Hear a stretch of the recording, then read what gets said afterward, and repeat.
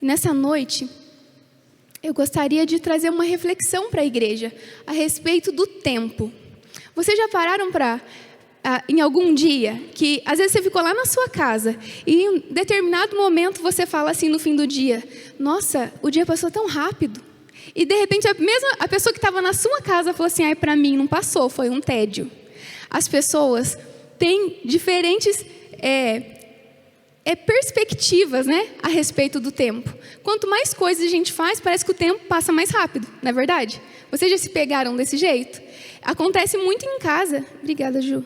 Acontece muito em casa, de às vezes a gente está fazendo muitas coisas, de repente as crianças falam assim: ai, eu estou entediado. As crianças se entediam muito rápido, né? E ainda a respeito do tempo, há uns dias atrás, eu estava conversando com uma pessoa, e ela estava relatando os últimos dias da vida de um senhor. E esse senhor, perto dos 60 anos, ele dizia assim para a esposa: se tem uma coisa que eu gostaria de fazer, se eu pudesse, hoje, eu gostaria de voltar atrás e fazer tudo diferente do que eu já fiz. Poucos dias depois dessa conversa com a esposa, esse senhor faleceu. E ele não teve a oportunidade de voltar atrás e fazer tudo diferente. O tempo acabou na vida dele.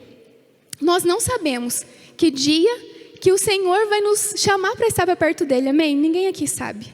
Eu não sei nem se amanhã eu vou estar viva para poder dizer sobre isso.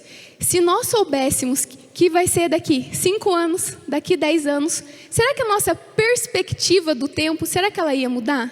Será que nós continuaríamos vivendo como a gente tem vivido até hoje?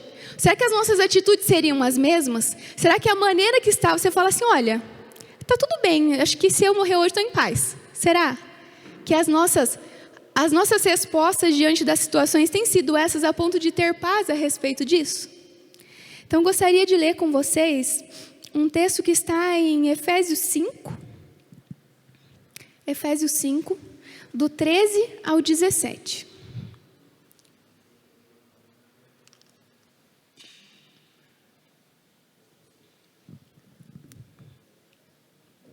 Quem encontrou aí diz: encontrei.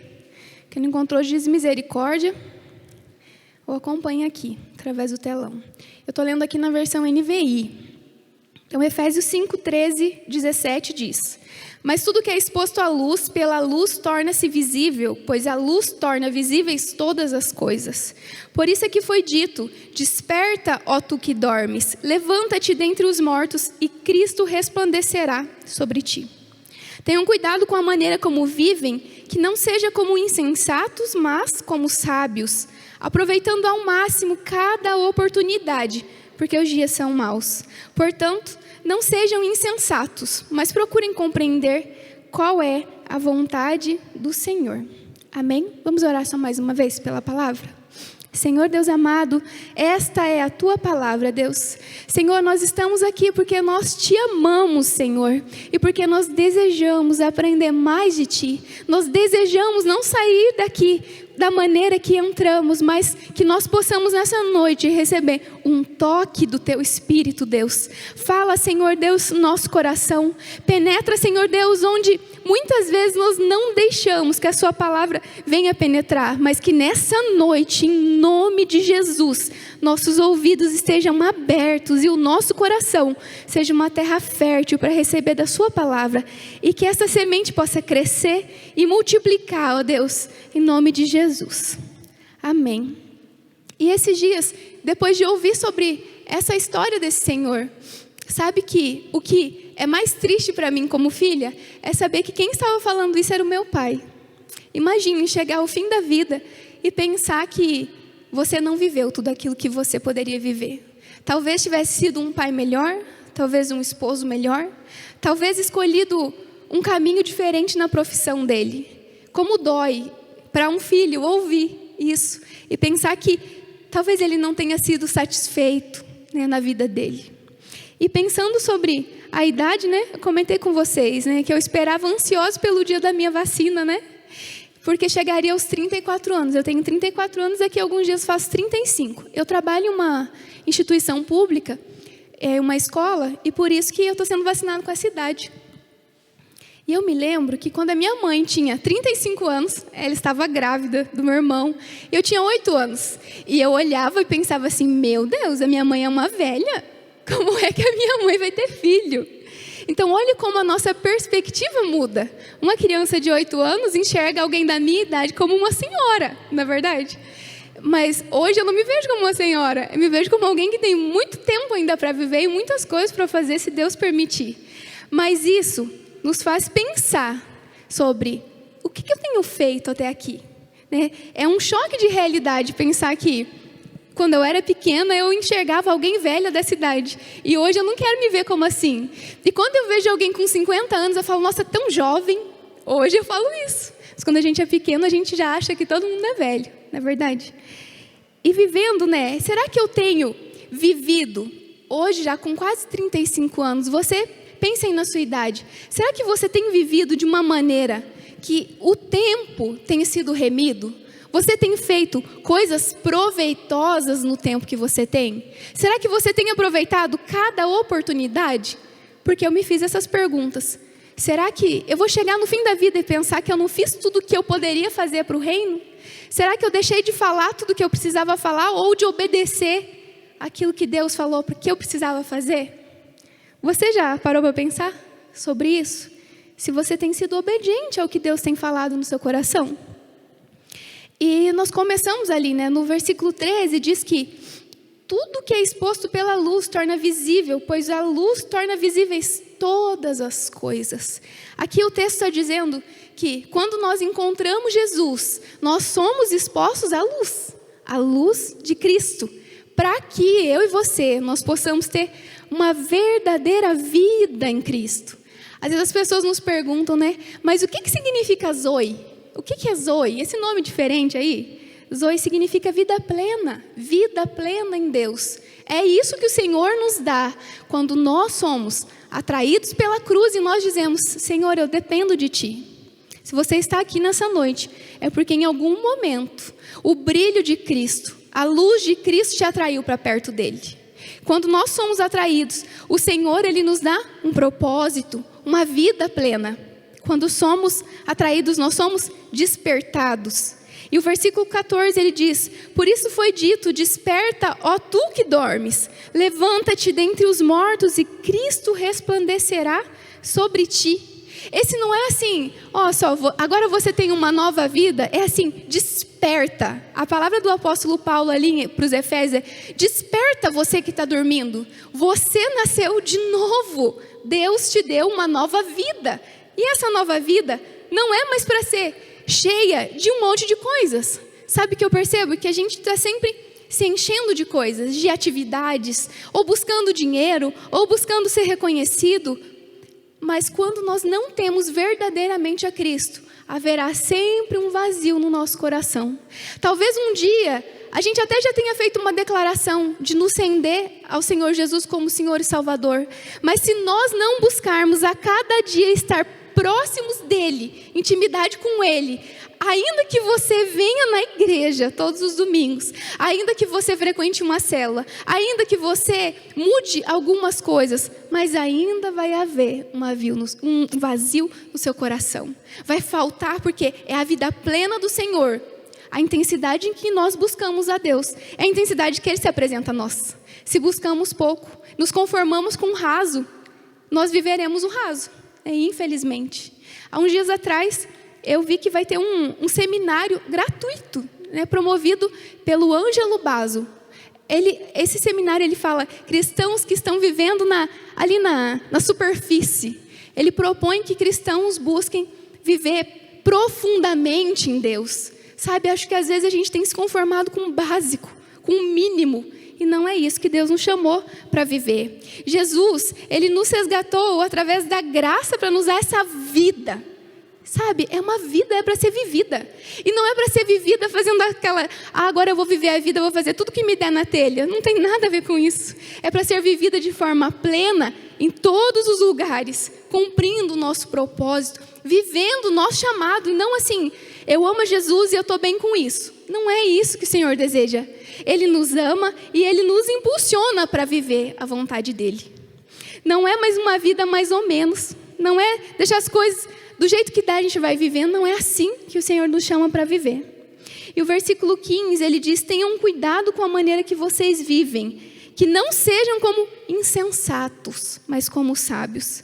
Sabe, nós temos levado a nossa vida vivendo por sentimentos, por emoções do momento, e isso é ser insensato. Sabe, um exemplo de maturidade é você fazer as coisas que talvez você não goste, mas porque você precisa fazer. Isso é maturidade. Vocês acham que quem aí trabalha, né? Nem todos os dias você ama fazer aquilo. Claro que você pode amar o seu trabalho, mas tem dias que você acorda com uma dorzinha de cabeça. E nem por isso você não vai para o seu trabalho. Porque você precisa honrar o lugar que você trabalha. Ser maduro é ser fiel, ainda que a sua vontade seja de no frio ficar dormindo na sua casa. Não é verdade? Maturidade é isso, né? Será que a gente tem vivido assim, como ignorante? Então me deu vontade, então eu não faço o que é certo, porque não me deu vontade hoje. Né? Nós somos despertados para acordar e ver se a vida que a gente tem vivido, de fato, é vida que honra a Deus, né? Ou se a gente está vagando como ignorantes. O dicionário, ele diz que alguém que vive como um nécio é alguém que não tem bom senso, né? É alguém que não está no seu juízo, cujos atos são contrários ao bom senso, a justa medida, é insano, é doido e delirante. É isso que o dicionário diz da pessoa que vive como nécio, como ignorante. É como se ele estivesse delirando. O apóstolo Paulo diz isso aqui. Como cristãos, a nossa vida, ela deve refletir a vida de Cristo de viver. Nós somos discípulos desse mestre e a nossa vida não é mais pautada pelas regras da sociedade, mas existe uma baliza que é Jesus Cristo. É Ele que nos norteia. O apóstolo Paulo chama de sem bom senso e de insano aquele, um pouquinho antes aí do versículo 3, ele dizia assim: aquele que se as suas coisas feitas no oculto fossem expostas à luz, te trariam vergonha. É o que o apóstolo Paulo diz. A falta de bom senso faz isso conosco. Se fossem expostos, seria vergonhoso. Vocês estão comigo? Estão entendendo? Amém? Uma pessoa insensata, por exemplo, quero dar alguns exemplos simples de pessoas que vivem de forma insensata. Talvez você não viva mais hoje, mas talvez, sem perceber, a gente acaba se acostumando com a maneira que todo mundo faz. E por isso esquecemos daquilo que Jesus nos diz para viver. Porque as pessoas vivem assim, então é natural para o mundo. Então veja, uma pessoa insensata, por exemplo, eu já fui insensata. Antes de conhecer Jesus, eu namorava simplesmente porque as minhas amigas namoravam. Porque era bonito ter um namorado. Porque era legal no dia dos namorados ganhar um presente. Então namorava por esses motivos. Uma pessoa insensata namora por esses motivos. Sem propósito. Sem com alguém que pense como você. Gente, como é difícil, né, namorar alguém. Se você está na igreja, você quer encontrar um homem de Deus, uma mulher de Deus. Mas às vezes, o solteiro por carência acaba se envolvendo com alguém que, ao invés de te levar mais para próximo do Senhor, te afasta. Esse é um exemplo. Um outro exemplo de pessoa insensata. Quem é casado aqui? Quem é casado? Olha só, quantas pessoas casadas? Alguém que é casado, mas que não honra a sua esposa. Alguém que é casado em que não é o seu marido. Uma esposa que disputa quem manda mais na casa. Isso é ser insensato, não faz sentido. Nós estamos construindo algo juntos como casal. Nós temos filhos juntos. Tudo é para o bem comum quando nós casamos. Isso é ser insensato. Sabe, é um marido que não elogia. Sabe, nesse tempo, no alto dos meus 34, que eu pensava que era alguém velho, né? Eu tenho visto tantos casamentos em maridos que não impulsionam as esposas, pelo contrário, diminuem a capacidade, diminuem os sonhos. Os sonhos deles são importantes, mas o dela deixa de lado. Como é difícil viver um casamento dessa maneira. Ou que o homem é desvalorizado na casa. Quando ele sai, a esposa fala mal dele para os filhos, né? Reclama, murmura. Esse não é o padrão bíblico. Estamos sendo insensatos quando nós vivemos assim. Uma outra forma que a gente pode ser insensato, quando nós não honramos quem nos emprega, né? Quem trabalha empregado, ele precisa honrar o seu patrão. E às vezes a gente trata o patrão como inimigo, né? Vocês já se pegaram nessa situação? Eu me lembro que, na época em que eu comecei a frequentar a igreja, eu vivi uma situação difícil no meu trabalho. E às vezes nas horas vagas eu ficava orando ali o Salmo 91. Olha como que eu via minha patroa, né? Ao invés de conversar com ela, eu ficava pedindo, Deus me guarda. E assim, amaldiçoava um monte naquele processo entre conversão. Sabe que você está meio conhecendo Jesus, mas ao mesmo tempo sua cabeça precisa dessa renovação, né, que o Espírito Santo traz. Eu me lembro que eu amaldiçoava tanto naquele contexto. Falei, meu Deus, nós vivemos como Nécio, como nós não honramos aqueles que nos empregam. Sabe uma outra forma de viver como Nécio? Quando nós, como filhos, nós não honramos os nossos pais. Até o fim da minha vida, sempre que eu puder pregar sobre isso, nós precisamos honrar os nossos pais. Não importa aquilo que eles fizeram. Não importa se não foi aquilo que você sonhou. Não importa se ele nem compreende a sua fé hoje. Às vezes os pais não compreendem a nossa fé. E nem por isso a gente deve desprezar a opinião deles. Nós precisamos honrar nossos pais.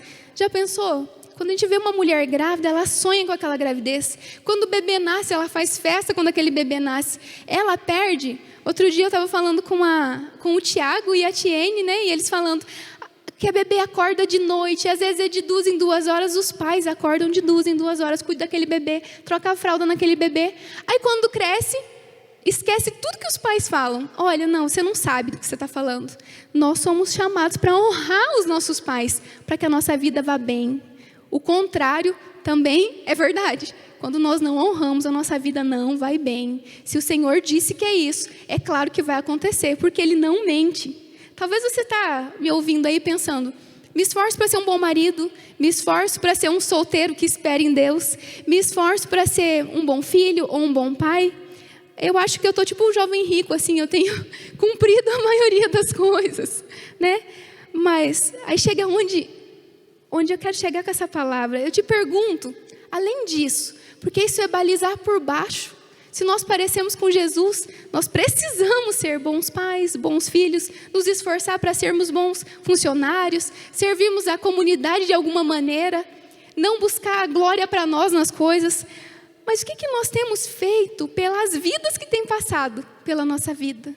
Será que a gente tem enxergado aqueles que ainda não receberam esse brilho de Cristo, essa luz de Cristo, aqueles que não vivem a alegria da salvação?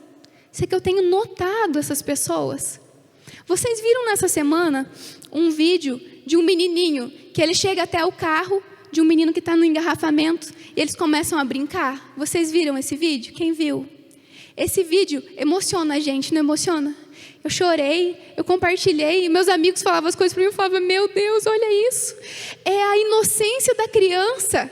Mas aquela criança que está no carro, ela percebe que o outro não tem o brinquedo. E aquela criança tão inocente que está fora do carro, divide o lanchinho com a criança que está lá dentro. E nós, né, será que a gente tem o que Jesus nos chamou para ter? Essa inocência da criança, a confiança da criança. A gente às vezes nem percebe quem está fora do carro. Às vezes a gente não percebe nem quem está sofrendo na nossa casa. Não estou nem dizendo para ir longe. Observar aqueles que estão em casa. Vocês já pararam para pensar? Vocês têm vivido como quem reme o tempo? Como quem fala, eu vou aproveitar cada oportunidade. A pessoa diz que está mal, mas você está mal por quê? Não assim, a outra hora a gente conversa. Né? Eu já fiz isso, gente. E no meio do caminho, quando eu vim embora do lugar que a pessoa começou a se abrir, eu estava com pressa. E no meio do caminho, o Espírito Santo me disse, nossa, você está com pressa? E aquela pessoa nunca tinha te dado abertura e você não aproveitou. Eu me senti tão mal, profundamente mal. E eu chorei tanto naquele carro. Eu confesso para vocês que foi com essa pessoa a única oportunidade que eu tive até hoje de poder ministrar. Ela nunca mais abriu o coração daquela maneira que ela estava naquele dia. Mas eu não aproveitei a oportunidade. Agora pensem sobre isso. É vergonhoso admitir, mas é verdade. Né? Tem jovens dentro de casa que estão sofrendo com depressão, que estão se cortando, que estão se escondendo dos pais, porque às vezes os pais não reparam dentro de casa no que está acontecendo, não reparam próximo no que está acontecendo, não enxergam a realidade de dentro.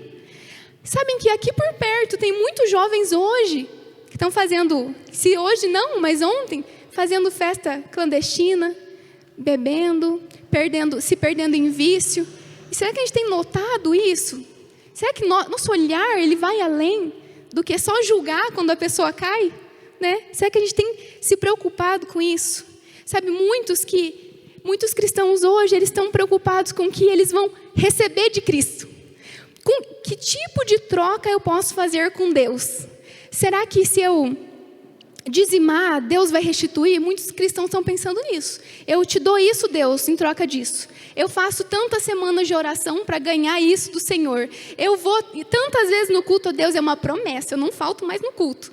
Por quê? Porque eu não quero mais sofrer, às vezes, um perrengue e estou pedindo para Deus me abençoar. Será que a gente tem caído nessa cilada de cristianismo? De trocar coisas com Deus e tem esquecido da alegria da salvação? A alegria da salvação é o que? Aquela canção, soberano, tu és soberano. Mesmo assim se importa comigo e também se importa com aqueles que nós não estamos nem aí. Que a gente não se importa, mas Deus se importa. E apesar da glória que Ele tem, é o que diz a canção, Ele se importa comigo, mas eu preciso com Deus trabalhar junto para que o reino cresça. Nos usa imperfeitos como nós, com histórias que às vezes tão vergonhosas, mas que o Senhor transforma. Olha só que Deus maravilhoso nós temos.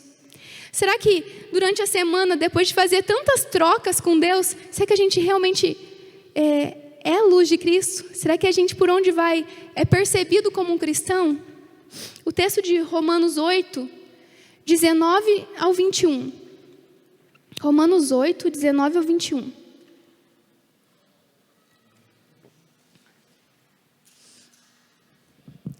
Romanos 8, 19 e 21, ele diz que a natureza criada aguarda com grande expectativa que os filhos de Deus eles sejam revelados, pois ela foi submetida à futilidade, não pela sua própria escolha, mas por causa da vontade daquele que a sujeitou. Vejam só agora, na esperança de que a própria natureza criada será libertada da escravidão, da decadência em que se encontra, para a gloriosa liberdade dos filhos de Deus. Aleluia! O Senhor, Ele nos libertou, é uma gloriosa liberdade. E esse texto, ele diz que a criação, ela está gemendo com expectativa para o dia que nós, os filhos, vamos despertar para enxergar que a criação está gemendo. A criação, ela geme enquanto nós, os filhos, a gente está dormindo. A gente não está percebendo o que está acontecendo no mundo. É por isso que o texto diz, desperta tu que dormes. Viver como um sábio é aproveitar cada oportunidade. Cada oportunidade. O texto de Romanos, ele fala que antes de Cristo a gente vivia como escravo.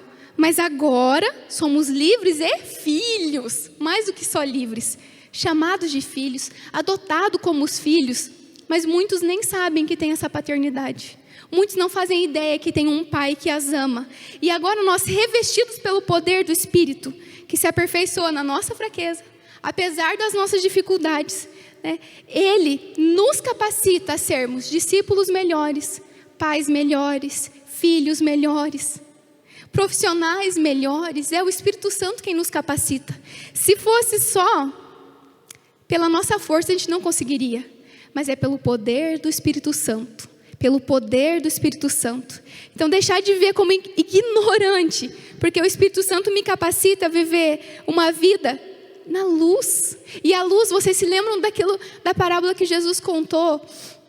Quando Jesus ele explica sobre a luz, né? Quando uma candeia, ela não é acesa para ficar escondida embaixo de um cesto. Ela é ligada para que ela brilhe e alcance as trevas. É por isso que o Senhor nos chama. É por isso que Ele nos desperta. Não é feito para ficar escondido. Não faz sentido escondê-la. Então o Senhor nos trouxe para a luz. Não para que a gente fique escondido. Tipo, o crente que só quer Jesus para ele. O Evangelho não é assim. Não é só para nós. É para as vidas que estão sofrendo porque não conhecem um Pai. Sabe, existem pontos na nossa cidade. Alguns dias atrás, estava em um estudo. E eu fiquei muito mexida com uma história que uma amiga contou, que eu não fazia ideia, que existem lugares na nossa cidade em que crianças pequenas cuidam de menores e de menores pela rua.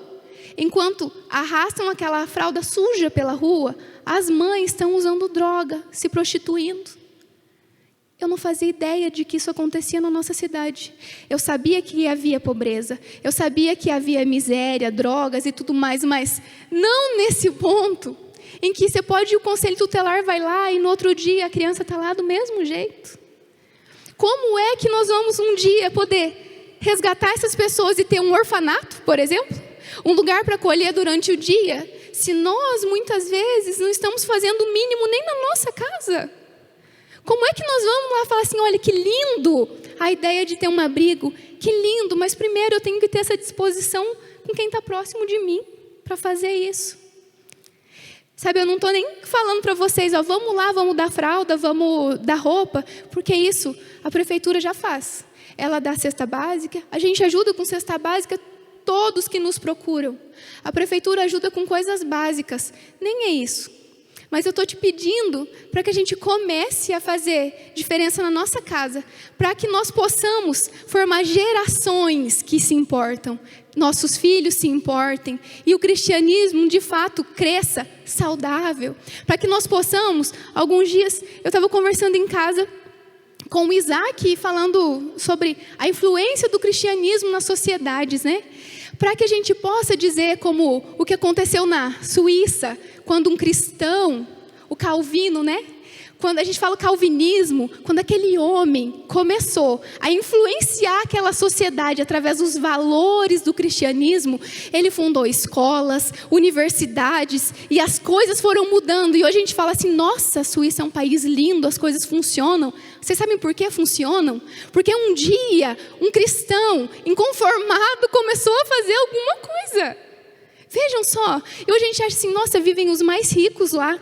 Por que vivem os mais ricos? Por que as coisas funcionam? Porque tem valores cristãos plantados. Nossa cidade hoje não é governada por valores cristãos, mas hoje nós podemos dizer, a partir de hoje, eu vou plantar isso na minha casa. Não é o mundo mais que vai dizer os valores na minha casa. Eu posso começar no meu trabalho, eu posso começar, e talvez a gente nem vai ver fruto daqui 5 anos, talvez a gente comece a ver fruto daqui 10 anos, talvez os nossos filhos vejam, mas é necessário começar hoje. É necessário, não dá mais para ficar perdendo tempo, não dá mais para ficar dormindo. A criação geme enquanto os filhos estão dormindo, os filhos não despertam. Viver como um sábio no versículo 16, aproveitando ao máximo cada oportunidade, porque os dias são maus. Os dias são maus. A gente tem vivido dias fáceis? Nós não temos vivido. Esses dias, acredito que foi ontem, eu vi que nós chegamos no Brasil, 500 mil pessoas morreram. Os dias são maus. As pessoas têm sofrido muito, né? Outras versões dizem assim, remir o tempo. Gente, por que pessoas que têm uma agenda cheia de tantas coisas conseguem fazer muito mais coisa? Tem gente que às vezes só tem o trabalho e fala, eu me sinto tão cansado, tem que descansar toda noite. Nós precisamos remir o tempo, aproveitar cada oportunidade para resgatar vidas, para pregar, para falar coisas a favor do reino. Por que tem uns que fazem tanto e outros tão pouco? E não é sobre o tempo que a gente tem, porque todos nós temos 24 horas, não é verdade? Mas uns produzem mais, fazem mais, oram mais, leem mais. Então não é sobre o tempo, é sobre prioridade, sobre o que tem valor para mim. Tudo que tem valor para mim eu guardo, né? Quando pensa, acho que aquela história da mulher, né, que ela perdeu a moeda, né? E ela procura as vizinhas, ela chama as vizinhas para procurar aquela moeda pela casa. O que tem valor a gente procura e festeja quando encontra. Será que a gente trata com valor mesmo estar na presença de Deus e viver o reino de Deus nessa terra? Será? Né? Não é sobre o tempo, é sobre prioridade. Deus nos resgatou e Ele nos capacita a cada dia. Então, começamos pela nossa casa. Né? Jesus Cristo, Ele morreu por mim, por você e por todos aqueles que hoje tem algum parente que está naquela marca lá dos 500 mil. Eu tenho minha avó, quem mais? Quantos tem? Que tem pai, que tem primos, estão sofrendo. Jesus morreu por mim e por aqueles que estão chorando. Por todos esses. Ele nos ama e nos quer perto dele, levando luz para aqueles que os olhos estão em trevas. Tem gente chorando muito hoje, com muito medo. O olhar não consegue enxergar a esperança. E o Senhor quer levantar eu e você, com as nossas dificuldades. Talvez você fale, eu nem falo bem, eu não escrevo bem, tantas coisas, mas Deus nos capacita do jeito que Ele quer. Você só tem que estar disponível. Os dias são maus e as pessoas choram e se desesperam. Sabe o que acontece? A esperança de muitos está numa vacina, não é? Vocês têm visto as pessoas... Eu fui uma das que postei foto feliz porque eu tomei minha vacina. Só que a vacina, glória a Deus, se você puder, tome a vacina quando chegar na sua vez. Mas a vacina não traz paz no dia que o seu diagnóstico é positivo. A vacina não traz paz no dia que o hospital liga e fala assim, vem aqui que eu preciso conversar com você. No dia que chega o diagnóstico da doença, no dia que o desemprego chega. Nós louvamos ao Senhor pela vacina e nós precisamos tomar, não seja um negacionista. Mas o que traz paz é ter o Senhor Jesus conosco. Essa é a esperança. A esperança está em Cristo Jesus. E essa é a boa notícia. Nós somos propagadores de boas notícias. E a boa notícia é que Jesus, o Filho de Deus, Ele veio e sem merecer, Ele foi morto numa cruz, em um madeiro. Ele ressuscitou no terceiro dia, porque Ele me ama e porque Ele ama você. E porque Ele ama todas aquelas famílias que estão chorando nas casas hoje, que estão aflitas hoje, porque não tem notícias de quem eles amam. E isso tudo é para que eu e você tenhamos alegria e para que os filhos despertem, para que a criação pare de viver na futilidade. Foi aquilo que está escrito em Romanos: entregue a futilidade, entregue aquilo que não tem valor, ou perdido, porque eu e você nós não falamos que Jesus as ama.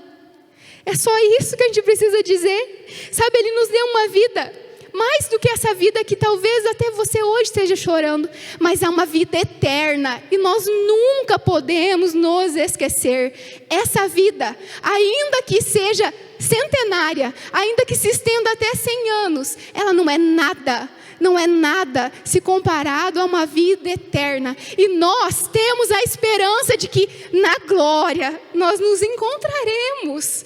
Mas como que a gente vai se encontrar com aqueles que estão perdidos se eu e você, nós não falamos o nome de Jesus para eles? Então esse convite, a palavra de Jesus, o finalzinho lá do versículo diz, para que nós possamos saber qual é a vontade de Deus. E a vontade de Deus é reconciliar com seus filhos. É só isso. É se reconciliar. É atrair para perto. E Ele nos usa para essa grande obra. Amém? Você pode dar glória a Deus? Nós somos pessoas comuns que um dia já estivemos, ou talvez estamos caídas e precisamos nos reconciliar com o Pai nessa noite. Mas Ele nos pega pela mão e nos chama de filhos. Para que nós possamos nessa nossa pequena cidade começar por aqui, fazer essa grande obra, para que pessoas não fiquem mais perdidas às futilidades ou a tristezas, aquilo que tem vivido hoje, mergulhados em uma vida sem esperança. O Senhor nos chama para deixar de viver como insensatos, mas viver como filhos de Deus, para que nós possamos olhar para as vidas com misericórdia como Ele nos olhou, e assim, como filhos, podemos falar do nome dEle. Nessa noite eu quero convidar você a se colocar de pé. Se você puder se colocar de pé, se você na sua casa quiser se colocar de pé, se você desejar vir aqui até o altar, de alguma maneira, se você hoje se sente incapaz, se você hoje se sente, talvez não se sinta na luz, como aquilo que eu falei, talvez você se sinta distante hoje do Senhor, mas Ele deseja nos levar para perto dEle, e ainda com as nossas falhas, Ele nos chama de filhos. Olha que grande privilégio sermos chamados de filhos. A parábola do filho pródigo, ela diz que aquele filho, ele foi para distante do pai, ele desfrutou de tudo aquilo que o pai tinha dado, ele representando Deus, mas um dia ele caiu em si. E ele voltou para a casa do pai. E o pai, ele não foi com um cajado para castigar o filho, mas ele foi com uma túnica nova. Ele foi com um anel e colocou no dedo daquele filho e ele fez festa. Então, nessa noite, se você sente, primeiro, que precisa se reconciliar com Deus, nós teremos um tempo para que haja reconciliação. Se você sentiu que tem realmente se comportado como alguém que está dormindo, Deus tem um projeto na sua vida. Talvez pessoas já tenham te entregue palavras no passado, mas você ouviu e não acreditou que seria possível. Talvez as circunstâncias te fizeram pensar que não, isso não era para mim. Deus não pode fazer isso comigo, logo eu, que vim desse bairro, que fui criado dessa maneira, que fiz tantas coisas erradas por tantas vezes. Mas nessa noite eu quero te dizer que da mesma maneira que o Senhor olhou para aquele filho que deixou de lado tudo que o pai ofertava, e ele chamou e disse: filho, hoje tem festa, porque o meu filho estava morto e ele voltou à vida. Oh Senhor, em nome de Jesus, nessa noite, que nós possamos realmente nos despertar, acordar, entender que o Senhor nos chama para essa luz que é Jesus, a brilhante estrela da manhã, nos chama pelo nome, tem um chamado para nós. A criação, ela tem gemido, porque nós não temos tomado posse daquilo que o Senhor tem para nós. Enquanto o Ministério de Louvor canta essa canção, que nós possamos ter um tempo de confessar diante de Deus, pedir perdão se sentimos que devemos algo, se arrepender daquilo que falhamos, que dissemos, que fizemos. Tu és soberano sobre a terra, sobre os céus, tu és Senhor absoluto.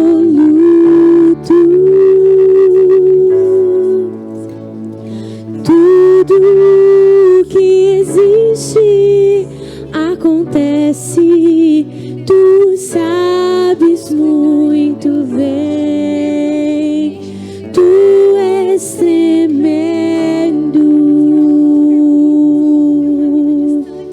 e apesar desta glória que tens, tu te importas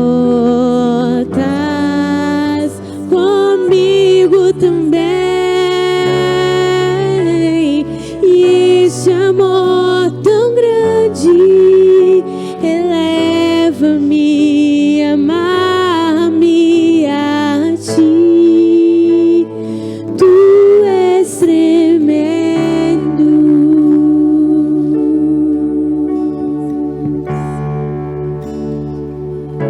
Senhor, nosso Deus, Senhor, nós te louvamos ao Senhor. Tu és soberano, Senhor, tu és maravilhoso, Deus.